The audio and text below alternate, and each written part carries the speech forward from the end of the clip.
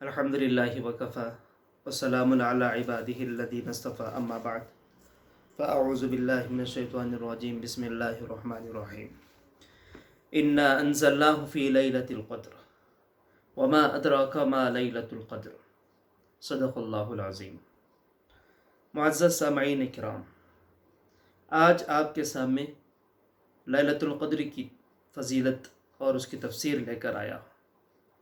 لیلۃ القدر کیا ہے اور لیلۃ القدر کو لیلۃ القدر کیوں کہا جاتا ہے؟ یہ قدر کا معنی کیا ہے؟ تقدیر ہے یا قدر و منزلت ہے؟ انشاءاللہ اس صورت میں آپ کو معلوم ہوگا۔ اللہ رب العزت فرماتے ہیں کہ بے شک ہم نے اس رات میں قرآن کو زمین پر اتارا۔ دوسری آیتوں سے بھی اس بات کا ثبوت ملتا ہے۔ شہر رمضان الذی انزل فیہ القرآن، رمضان مبارک وہ مہینہ ہے جس میں اللہ نے قرآن کو نازل فرمایا۔ حالانکہ نبی کریم صلی اللہ علیہ وسلم کی زندگی کو دیکھیں، پتہ چلتا ہے کہ نبی پر 23 سال میں دھیرے دھیرے ایک ایک آیت، دو آیت، سورہ با سورہ نازل ہوا۔ 23 سال میں پورا قرآن۔ تو اس کا مطلب کیا ہے؟ اس کا مطلب یہ ہے، تفسیر میں آتا ہے، اللہ رب العزت نے سارے کلام کو لیلۃ القدر میں آسمان اول پر نازل فرما دیا۔ اس کے بعد جب جب ضرورت پڑی، اللہ کے حکم سے حضرت جبرائیل علیہ السلام جتنی آیتوں کو لے کر نبی تک پہنچتے تھے، یہ اللہ کے حکم سے ہوتا تھا۔ لیکن لوح محفوظ سے جو اول آسمان پر، پہلے آسمان پر جس رات میں نازل ہوا کلام پاک قرآن مجید، وہ لیلۃ القدر ہے۔ لیلۃ القدر، اس سورت کو قدر کیوں کہتے ہیں؟ قدر کا مطلب کیا ہے؟ قدر و قیمت جسے کہتے ہیں، قدر و منزلت جسے کہتے ہیں۔ جو بندہ ناقدرہ ہوتا ہے، جو اپنی قدر نہیں پہچان سکا، جسے اللہ نے اشرف المخلوقات بنایا، ساری مخلوق میں افضل بنایا اور ساری امتوں میں سے بہترین امت اسے نصیب فرمائی، اور ساری دنیا میں اسے ایمان والا بنایا، اس نے اپنی قدر و منزلت نہیں پہچانی، وہ ناقدرہ بنا رہا۔ جب اس رات میں وہ اللہ رب العزت سے جڑ جاتا ہے، اپنے گناہوں کی معافی مانگتا ہے، توبہ تائب کرتا ہے، نادم شرمندہ ہوتا ہے، اور پیشانی کو اللہ رب العزت کے دربار میں سجدہ ریز ہو کر اپنے بندگی کا ثبوت دیتا ہے، تو اللہ کے نزدیک اس کی قدر و منزلت بڑھ جاتی ہے، اس کی قدر ہو جاتی ہے، وہ صاحب قدر بن جاتا ہے۔ اس لیے اس سورت کو سورۃ القدر فرمایا گیا ہے۔ اور دوسری روایت میں ہے، اس کا مطلب ایک ایسا بھی ہے کہ شب برات میں اللہ رب العزت ساری مخلوق کے نام اعمال بناتے، تقدیر بناتے۔ فیہا یفرق کل امر حکیم، کسے رزق کتنا دینا ہے، کس کی جان نکالنا ہے، کسے دنیا میں بھیجنا ہے، یہ ساری تقدیر بنتی ہے شب برات میں۔ لیکن شب قدر میں یہ فرشتوں کے حوالے ہوتی ہے۔ یہ شب قدر میں فرشتے لے کر روئے زمین پر آتے ہیں اور بندوں تک وہ تقدیر پہنچا دیتے ہیں، عمل میں آ جاتی ہے۔ تو اس لیے یہ تقدیر والی رات ہوتی ہے، اس لیے اسے لیلۃ القدر کہا جاتا ہے۔ اور اللہ خود فرماتے ہیں، پوچھتے ہیں، وما ادراک ما لیلۃ القدر، اے نبی کیا آپ جانتے ہیں یہ قدر والی رات کیا ہے؟ لیلۃ القدر خیر من الف شہر، لیلۃ القدر، شب قدر 1000 مہینوں سے افضل ہے۔ جیسا کہ میں نے اس سے پہلے کے عنوانات میں کہا تھا کہ مہینوں میں سب سے افضل مہینہ رمضان المبارک کا، دن میں سب سے افضل دن جمعہ کا، اور رات میں سب سے افضل رات لیلۃ القدر، شب قدر۔ ہوتا کیا ہے؟ یہ آیت کیوں نازل ہوئی؟ کیوں اس رات میں 1000 مہینوں کا ثواب رکھا گیا؟ حدیث میں آتا ہے، حضرت انس رضی اللہ عنہ کی روایت ہے،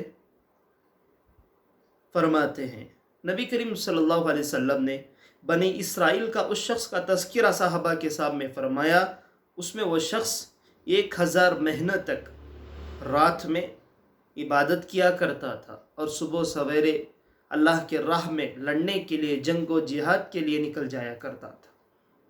جب مسلمانوں کو، صحابہ کو اس کا یہ عمل پسند آیا، دیکھا کہ اس کی عمر اتنی بڑی تھی اور اس عمر میں اس نے اتنے نیکیاں کمائی، تو صحابہ کو رشک ہوا۔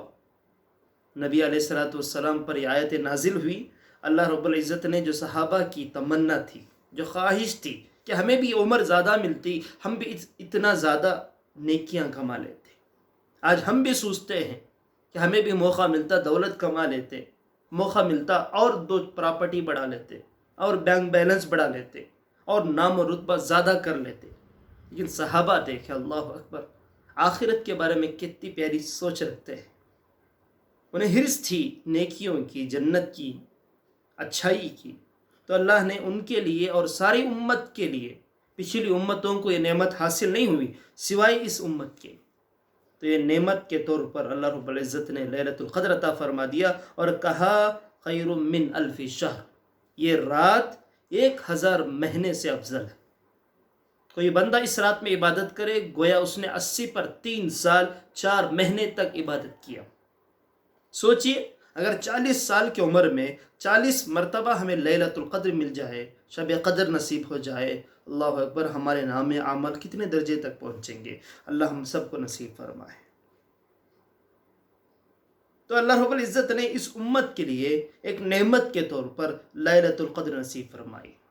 نبی کا حکم ہے تحروا لیلۃ القدر فی العشر الاواخر من رمضان، لیلۃ القدر کو ڈھونڈا کرو رمضان کے آخری عشرے میں، آخری 10 راتوں میں۔ حضرت انس رضی اللہ عنہ کی روایت ہے، اس رات میں حضرت جبرائیل جو فرشتوں کے سردار ہیں، اپنے 700 پروں کو لے کر سارے فرشتوں کے ساتھ اس روئے زمین پر آتے ہیں۔ ہر مسلمان مرد عورت کے پاس جاتے ہیں جو عبادت میں، جو قیام میں، جو قعود میں، جو ذکر میں، جو تلاوت میں، جو دعاؤں میں لگا رہتا ہے، اس کی دعاؤں پر آمین کہتے ہیں، ان کے لیے سلام عرض کرتے ہیں، ان کے لیے دعائیں مغفرت کرتے ہیں، ان کے لیے دعائیں رحمت کرتے ہیں۔ سوچئے ہمیں اگر ایک معمولی سا بندہ دعا دے دے، ہم خوش ہو جاتے ہیں۔ ایک غریب ہمیں روپیہ لے کر ہمارے لیے دعائیں دے دے تو ہم خوش ہو جاتے ہیں۔